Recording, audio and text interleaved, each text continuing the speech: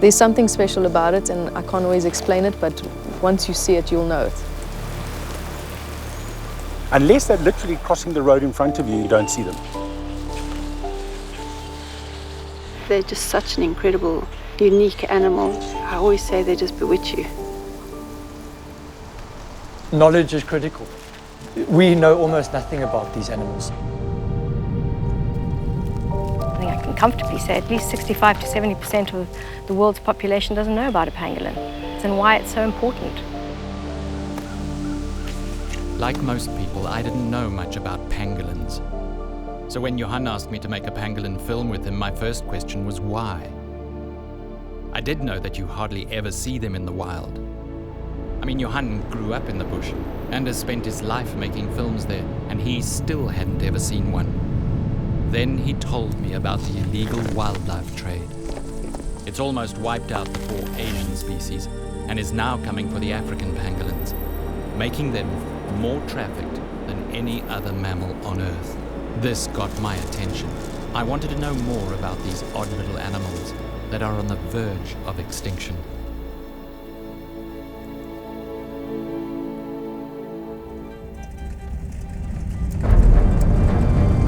Once we'd agreed to make the film, we decided to do something that had never been done before. Get all 4 species of African pangolin into one film. It would mean traveling from South Africa deep into some of Africa's remotest areas. But we began our search at home.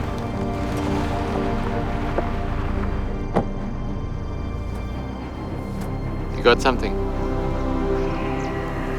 It's probably in the same place it was last night. Wendy's been tracking and studying the Temminck's ground pangolin for the past 3 years. These animals exist all over southern Africa, and in spite of being very difficult to find, they're now being poached and sold into the illegal wildlife trade in rapidly increasing numbers. So you think that's where he is? Yeah, I think he's in that burrow over there. He probably won't come straight out of the burrow, so he'll probably come out the side. So, But he's probably going to go straight into a bush. very likely going to go out of the burrow and straight into the bushes. And now, we just wait. And now we wait. The wait begins.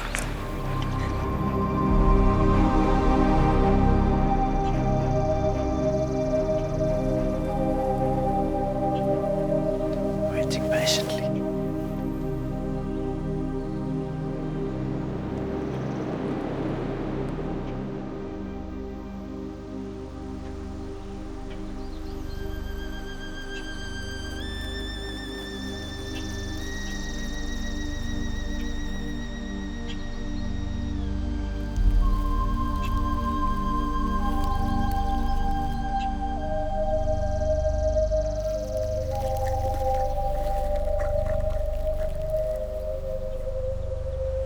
What is it about this particular guy that has hooked you?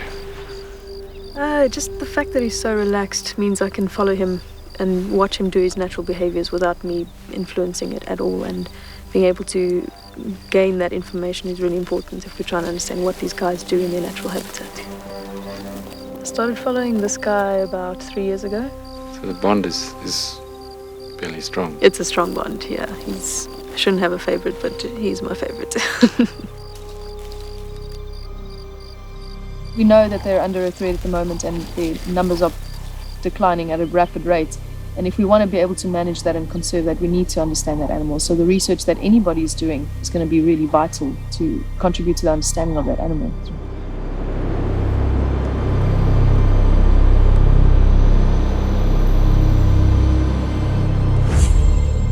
The massive spike in the illegal wildlife trade in African pangolins in the last 2 years has made it essential to learn about this animal as quickly as possible, if we want to save it. A new book about the trade came out while we were making the film. Poached is written by New York journalist Rachel Newer. Her story is told through exhaustive first-hand reporting. Rachel's encounters with the traditional medicine black markets in China and poachers and wild meat restaurants in Vietnam bring home the stark reality of the trade. Her investigations paid particular attention to pangolins. We go way back, me and pangolins. In 2010, I was doing my research for my ecology master's, in Vietnam. And already at that time, pangolins were being absolutely hammered by the illegal trade. When I came back to the UK to present my research findings, I gave, a 20-minute presentation on what I'd been doing in Vietnam. And the first question I got at the end of my presentation was, "What's a pangolin?" And I was like, oh, wow. And this is a room full of ecologists and ecology students. A lot of this trade is just happening with absolute impunity. I showed up for one day in a Chinese market in Guangzhou, China, and within an hour, I was able to find a bag of illegal pangolin scales. And, clearly I don't fit in there and I don't speak Chinese, and yet it was not that difficult. So seeing that for myself really showed me how far we have to come in tackling this trade.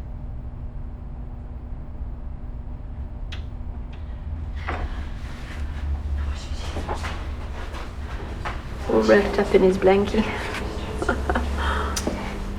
When pangolins in South Africa are recovered from the trade, they're rehabilitated by people like Nikki Wright, a specialist wildlife vet. She's also executive director of the African Pangolin Working Group, established in 2011. It's a dedicated team involved in education, rehabilitation, enforcement, and legislation around the conservation of pangolins and their habitat. Last year, there was 48 tons of African pangolin scales intercepted in Asia by their customs officials. 48 tons.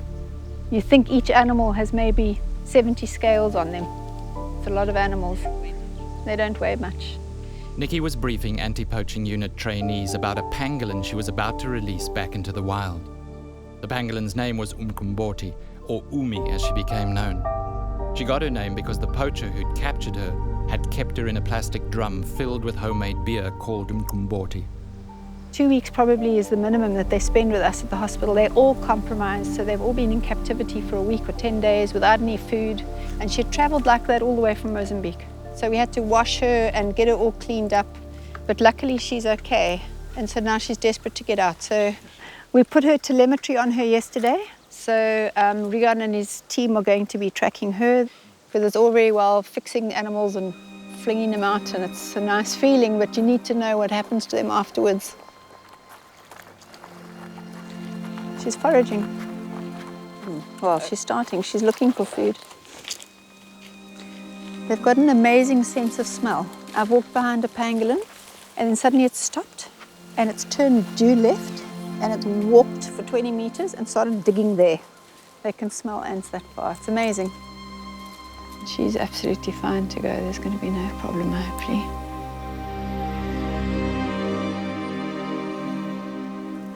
Dr. Cleo Graff helped us understand the ecological reasons why the pangolin should be saved. In ecological terms, a keystone species is something that has an impact greater than you would expect for its biomass in the system.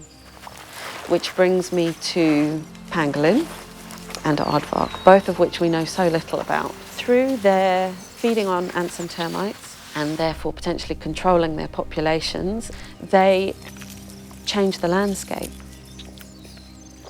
If you take something like a pangolin out of the system, we really don't know what impact that would have on ants and termites. Would they become super abundant? There was a very nice study done in Venezuela. They flooded a valley and formed these different sized islands.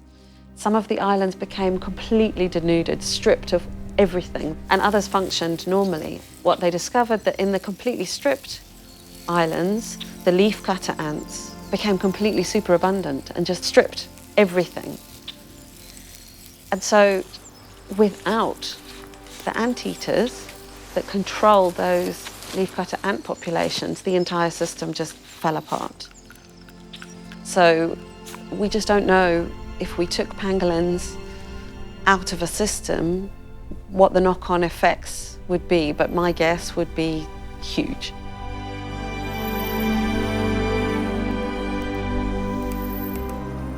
Just getting the frequency right.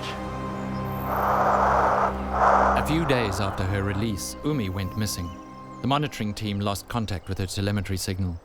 It's crucial to know that a released pangolin has survived those first few days. So Professor Ray Janssen, chairman of the African Pangolin Working Group, came down to help find her.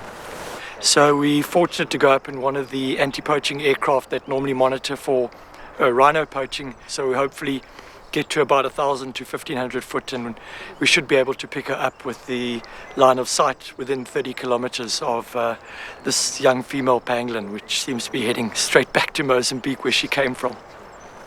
Okay. Might be a few little bumps if you don't mind. It's okay. I was up in a chopper last week, so that was pretty bumpy. Yeah, but that stuff's unstable. It's not dangerous, it's just a bit bumpy. It's just bumpy. I'll just try not to throw up in your cockpit. I've got a sick bag if you do. Okay, that might be helpful. We'll do circular so we can get a triangulation, and then I'll do a drop pin to the ground crew and go try and find it.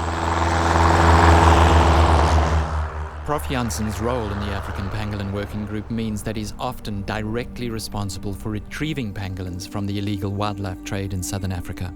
It is organised crime, and it's highly organised, and there are syndicates operating, and there are Asian syndicates. So it's deep underground. It's the same level rhino and perlemoen and elephant ivory are being traded, but we haven't had any success breaking into them.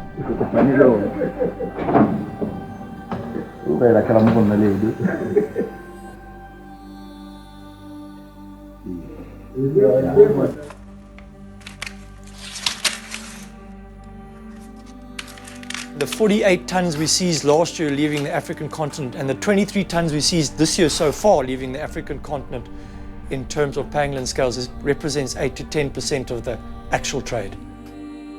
Thinking about it, pangolins are the perfect animals to traffic. Natural instinct to roll into a ball, tie a piece of wire around it, throw it on the back of the bucky. You don't need to worry about it, it's not going anywhere. Unfortunately, that mechanism of them wanting to protect themselves is one of their biggest downfalls. Andrew Jackson is head of an anti-poaching unit, focused mainly on rhinos. But he volunteered to help rehabilitate a young female pangolin whose mother died on an electric fence.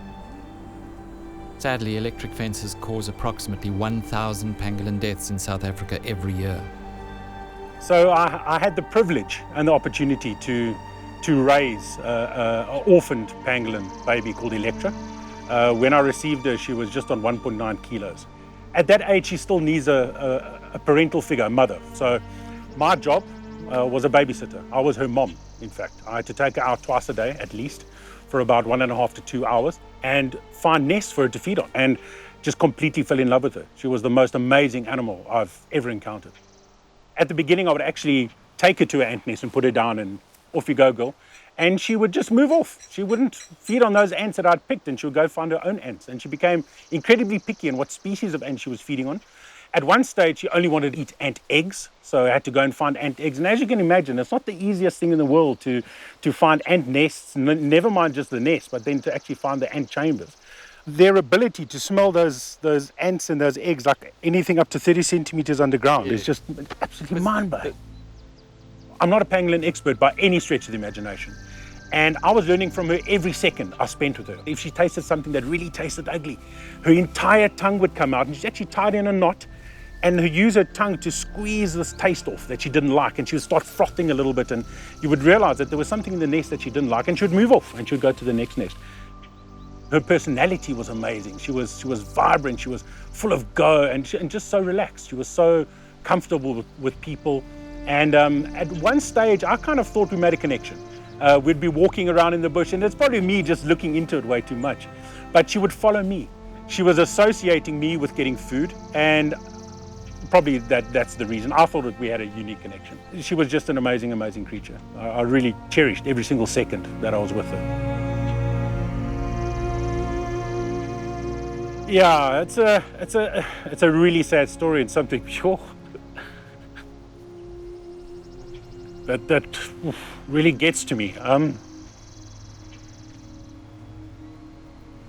Unfortunately, she passed away. We're not sure why. We're surmising maybe that at that age they still are drinking milk. They still need that mother's milk that they're feeding on, and which we weren't giving her. We weren't able to give her. So she didn't slowly decline. It was an amazing thing. She just overnight just dropped.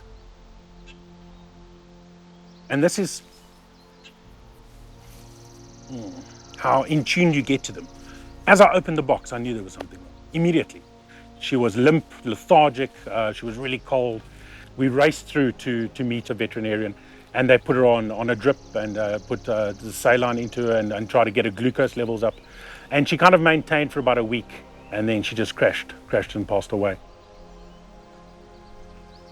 So although it's an incredibly sad event, we're learning so much just from her.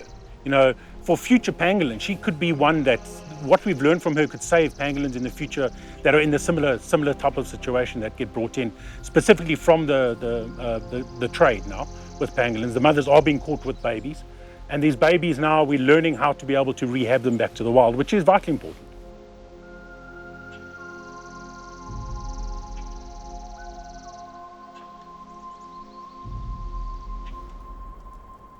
Meanwhile, the search for the missing Umi was continuing on the ground.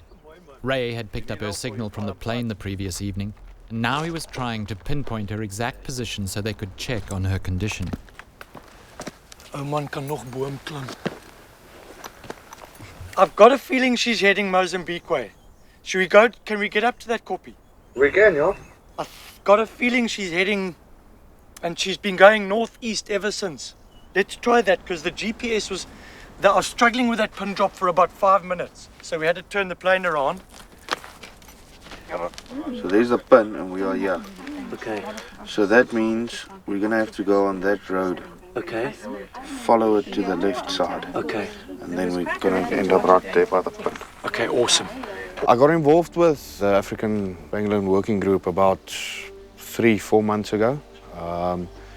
When there was a sting operation in the area between various law enforcement agencies regarding pangolin. I had the opportunity to work with a live pangolin the first time ever. I spent quite some time in the bush, and I've never seen one, you know. And to be able to follow and monitor and do some research on a pangolin, you know, it's just, I can't describe it. If we carry on with this cut line, we're going to get to quite a high ground. It's got like a solar panel four-way, but it's quite a high ground. But you scan basically the whole of the West. If we can't get her there, then she's gone to Mozambique. It's bad not finding her, but at least we know she's moving, eh? Yes. You don't get to see them a lot, and that's why it's so difficult to do research on them. And we're fighting a war where they're getting traded, and they might go extinct before we realized what's going on with them and what's the importance within our whole system. I got a phone now. Have you got a signal? Yes, that's faint. Holy crap. I've got a faint. Yeah, I can hardly hear it. That very dense part of the kom as it comes round. I'm straight there.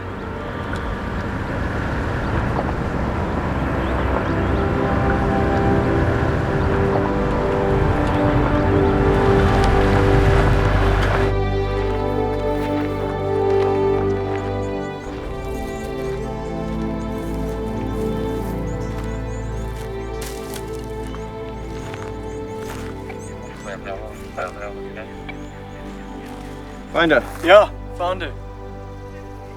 She's just curled up on the side of a bush and not even in a hole, just chilling there. Good news, eh? She's travelled, how far you reckon? Between 6 and 8 Ks. It's about 9 to 10, eh? In 48 hours. 48 hours. That's huge. Big time. For an animal that just walks on 2 legs very slowly. And we've seen lots of her foraging signs, her field signs, so she's obviously finding food. And she's tucked up in the shade of a bush here and doing fine. You lose so many, and then you get this, and it's all worthwhile, even if it's one. Rihanna's going to carry on following her and monitoring her. And it's just the most rewarding thing to see this animal in her environment.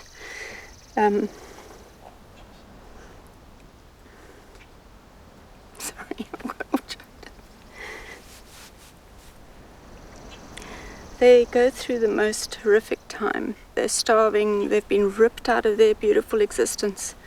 and terrified at the hands of the poachers. They've been abused, they've been pushed and shoved and looked at and shouted over and haggled over, and eventually the lucky ones come through to us. So to see her here is very moving. And I'm just so grateful that we've had a part in making her better and getting her to where she needs to be so that she can carry on.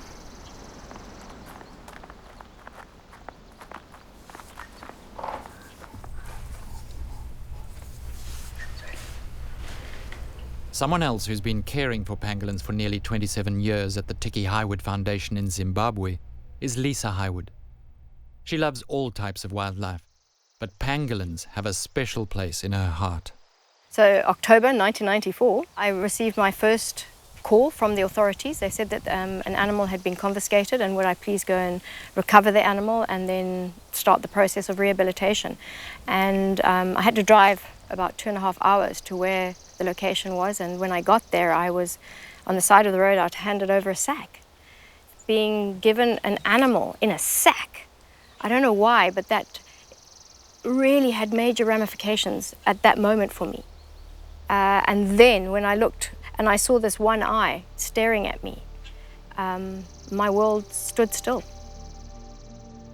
Since that moment, the Tiki Highwood Foundation has grown to become a major influence in pangolin conservation all over Africa. People will say, oh, in Africa, forget it. You're never going to overcome that. It's just how it is. Well, I disagree with that.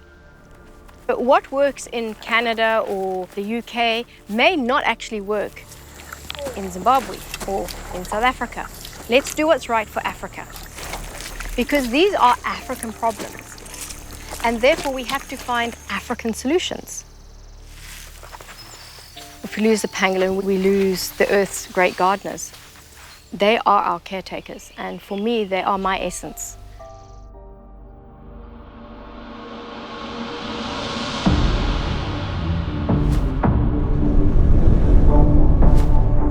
Pangolins exist in very remote areas. So to find the second African pangolin on our list, it took us 2 long days to get to Western Ghana. We were hoping to see the white-bellied tree pangolin.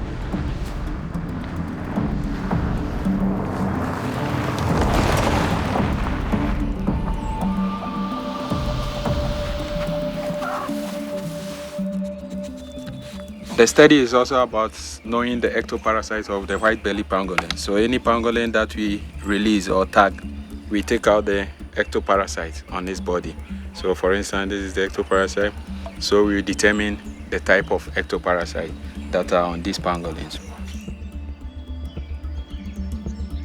Max will spend 10 years studying in South Africa before returning home to Ghana, so he could concentrate on an animal that he was clearly passionate about conserving.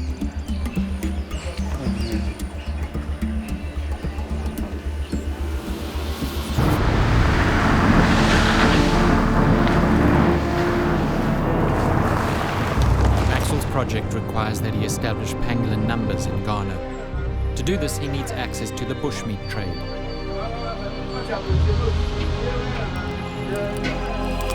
Any information I want about bushmeat trade, I can come to them.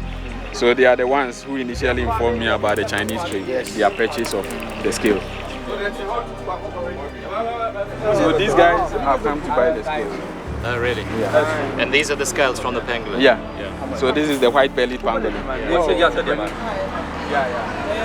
It's amazing. This is what it's all about, actually.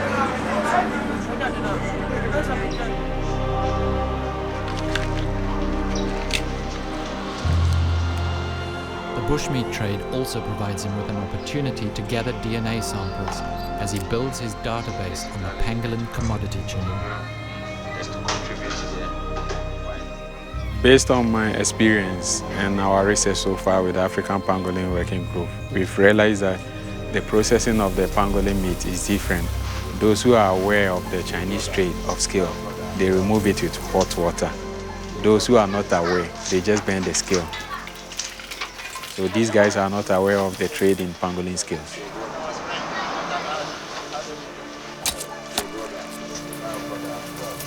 For many years, the traditional bushmeat trade has been sustainable. However, recent studies have begun to question this, particularly in the light of the illegal trade in pangolins. The next day, we headed into the forest to release a pangolin that the guards had brought to Maxwell for his research. Basically, with my home range studies, the guards assist me in getting the pangolins to put a tag on. So what you do is you do a night patrol because they come out at night. That is when they feed. Plan is to release it near a log where there are some ants so that it'll remain in the area and hopefully begin to feed, and we can get some footage of our first wild pangolin in the forest. It still wants to be in the defensive position. So we are about to release it where it was caught.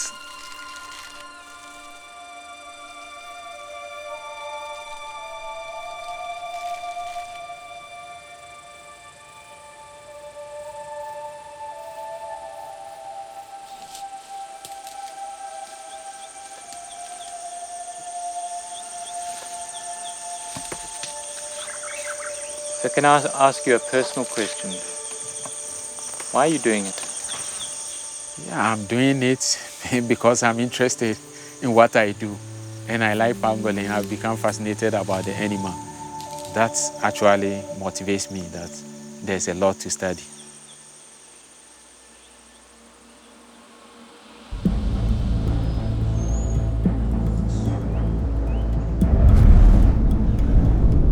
The third pangolin that we wanted to film is the smallest and has a reputation for being the cutest. Again, it took more than 2 days to get to the forest in the Central African Republic where we hoped to find them.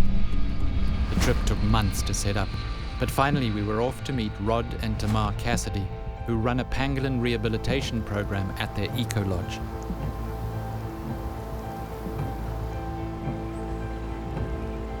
In 2003 I was due to come into a recce here, and they had a coup d'etat.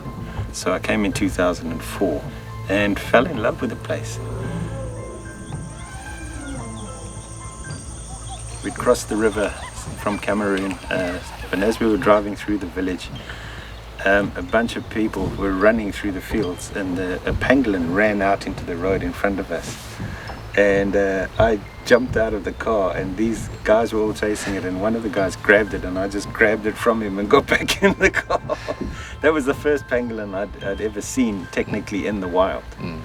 And we brought it back to the camp here and released it. It was a black-bellied pangolin, and we didn't even know that these things were diurnal. We thought all pangolins were nocturnal, like everybody thought at that stage. And so we waited till it got dark to release it. We released it like at 6 o'clock at night. You know, the thing was going, oh shit, it's dark now, I've got to go find a place to sleep. So we've learned a lot since then.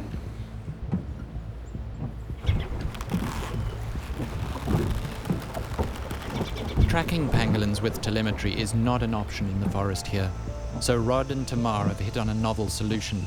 They've trained teams of local Ba'aka tribesmen to monitor the black-bellied tree pangolins that have been rehabilitated and returned to the forest. The Ba'aka follow the pangolins from sunrise to sunset every day as they feed in the treetops high above.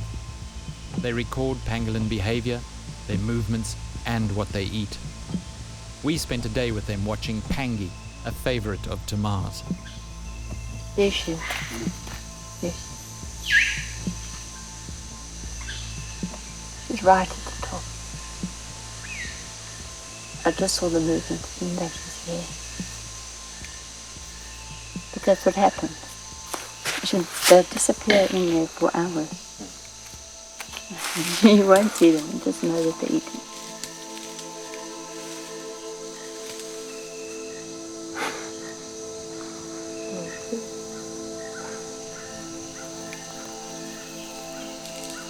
The best is seeing her high up, going from tree to tree to tree. I could do this all the time. I mean, I have. Sat and watched and watched and watched. It's something that draws you in. What's going to happen now? What's going to happen now? Oh. Yeah, so there was always something to do, some question to answer. I've got to know what they eat, what area they're in. the habitat is still lots of questions on it. See why you can watch them forever. Yeah.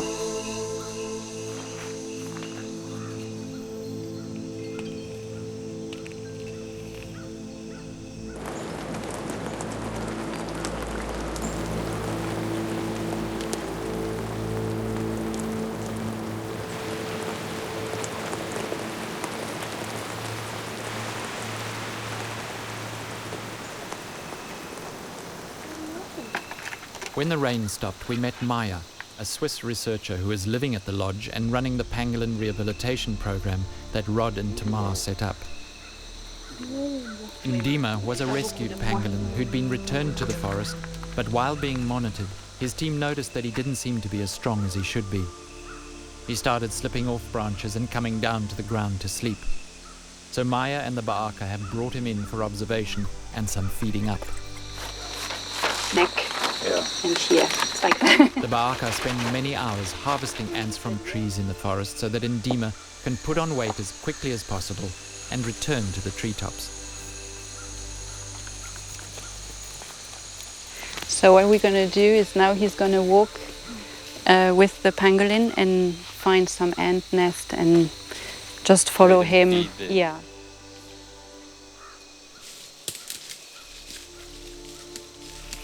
You're a bit concerned that he hasn't fully recovered his strength? Yeah, no, he hasn't. He hasn't for sure. He used to be much stronger and much steadier and confident in going up the branches. They do fall, but he now falls like every day, a couple of times.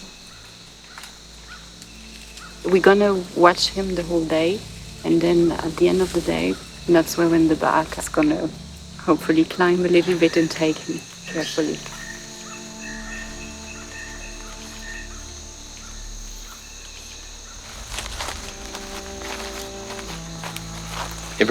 Everyone who comes into contact with him, everyone who works with him, Isn't it? somehow gets connected.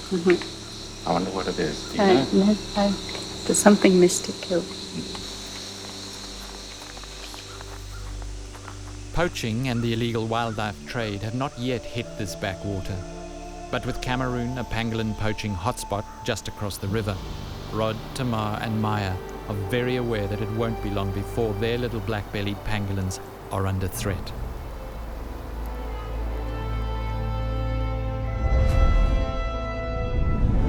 The giant ground pangolin is notoriously shy and elusive. There are very few recorded sightings anywhere in Africa. Pangolin researchers have struggled for years to find them, and we'd given ourselves a week. Many people simply laughed out loud when you told them this. We hoped to get lucky.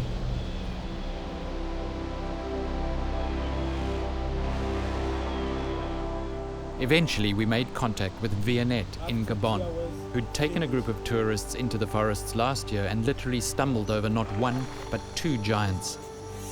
Gislan was their tracker. Les géants pangolins, c'est très difficile à observer parce que, premièrement, il est nocturne. Quand on voyait les traces, que ce soit de pangolins, et surtout pour nous, c'était surtout impressionnant, c'était surtout une bonne chose. It's night one of our search for the giant ground pangolin. We are going to be here for at least this week, but tonight is the beginning of our quest.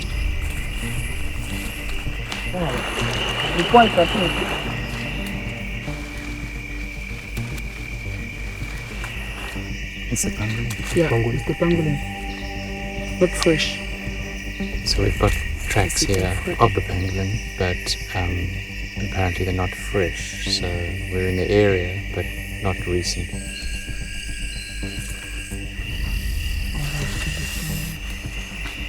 The rest of that week became a blur as night 2 rolled into nights 3 and 4. We hacked and hiked night after night. Or rather, it was Gislan who hacked and the rest of us hiked. We became disoriented by the claustrophobic feelings that the forest and the darkness and the lights and the cacophony of night sounds had on us. What kept us going night after night and through the long, hot, humid days in between were the signs that the giant was definitely there. This is clear indication that there has been a giant. This guy is here. He's all around us. And we're going to find him.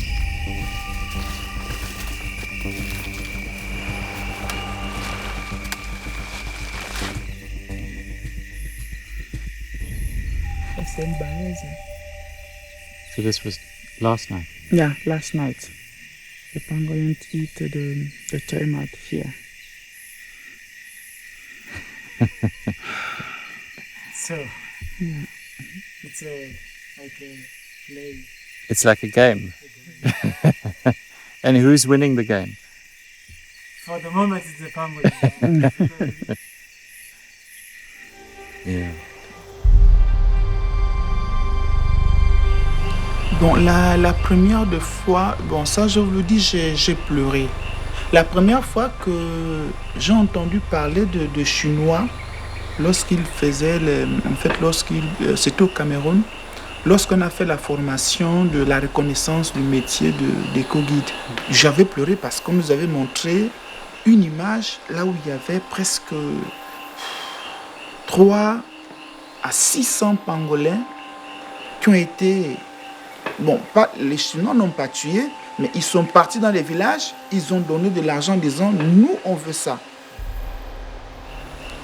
Et je lance vraiment un appel à nos gouvernements, surtout, de ne pas négliger cette histoire. Parce que si ces espèces disparaissent, c'est que sûr, la forêt va aussi mourir.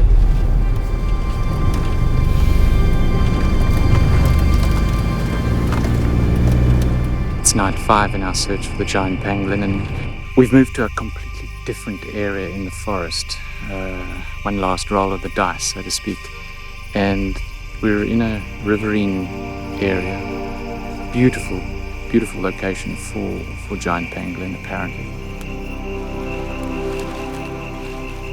She's giving it his all, diving headfirst into everything that it looks like it might be a burrow.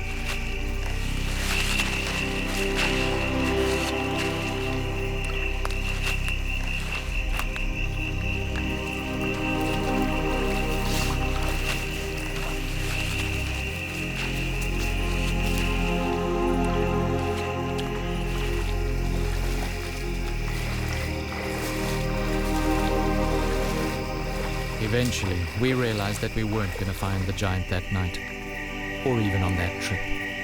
Very difficult. Yeah, very, very difficult. Yeah. But thank you for trying. Yeah. Maybe we didn't give ourselves enough time after all. But what would have been enough time?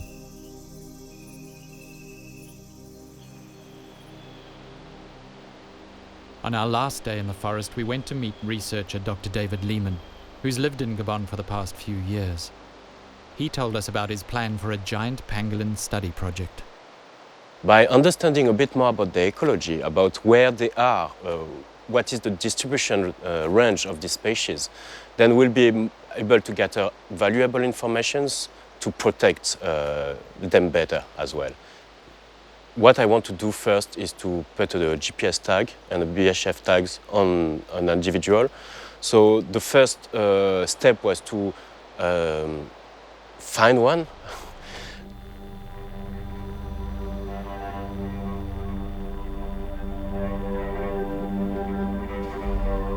So we set up a lot of camera trap, 42 actually, with a lot of video.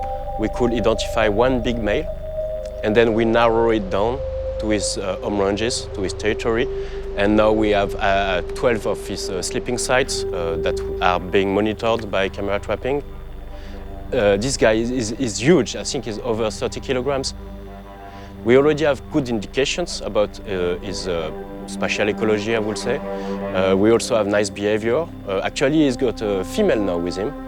So I think there is a bit of shaky going on, which is great for the species. If successful, David Lehman's project to study the giant will be one of the first of its kind. And even though we didn't find one, it felt good to get this close. Maybe next time. Hopefully there'll be a next time.